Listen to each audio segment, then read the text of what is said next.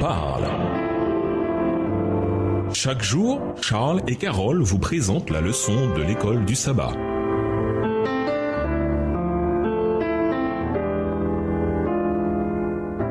Bienvenue dans votre émission Dieu nous parle. Nous voilà au vendredi 5 février pour aller plus loin. Même si l'on trouve des auteurs au fil des siècles qui évoquent le thème du grand conflit, et même si certains évangéliques aujourd'hui examinent de plus près cette idée, personne n'a sur le sujet de perspective aussi développée que l'Église adventiste du 7e jour. Dans la pensée adventiste, ce conflit littéral, physique, moral et spirituel entre le Christ et Satan est bien un thème distinctif crucial.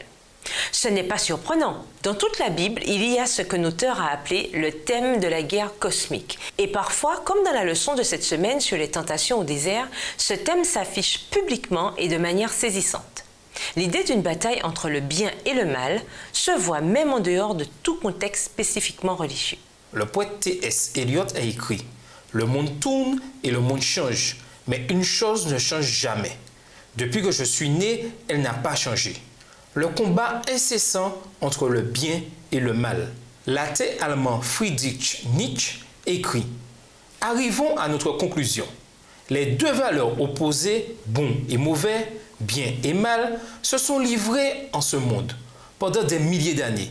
Un combat long et terrible. La Bible, confirmée par l'esprit de prophétie, révèle à nul autre pareil la véritable nature de ce conflit et les questions éternelles qui sont en jeu dans ce conflit. À méditer, en classe, passez en revue vos réponses à la question de mercredi sur la frontière entre la confiance dans les promesses de Dieu pour les miracles et la présomption. Comment faire la différence? La tentation prend de nombreuses formes, tailles, couleurs et modes, tous soigneusement conçus pour atteindre chacun d'entre nous là où il en est. Et, bien entendu, certaines personnes seront tentées par quelque chose qui, pour quelqu'un d'autre, ne représentera pas du tout une tentation. En plus des péchés évidents, citez des moyens plus subtils par lesquels nous pouvons être tentés. Lisez les tentations de Jésus au désert et l'humiliation qu'il a subie. En même temps, réfléchissez au fait que ce même Jésus était Dieu avec nous. C'est à travers lui que tout est venu à l'existence. Jean 1, le verset 3. Comment saisir l'idée incroyable qui apparaît ici? Celle de Dieu, oui, Dieu, qui endure cette lutte redoutable pour nous. À part cette vérité, qu'est-ce qui peut encore avoir de l'importance? Pour conclure, mais loué soit Dieu qui nous donne la victoire par notre Seigneur Jésus-Christ. 1 Corinthiens 15, verset 57. Ne nous arrive-t-il pas souvent d'essayer de retrouver nous-mêmes notre chemin quand nous sommes perdus? Luc 19, verset 10. Nous tentons de nous frayer un chemin à travers les ténèbres spirituelles.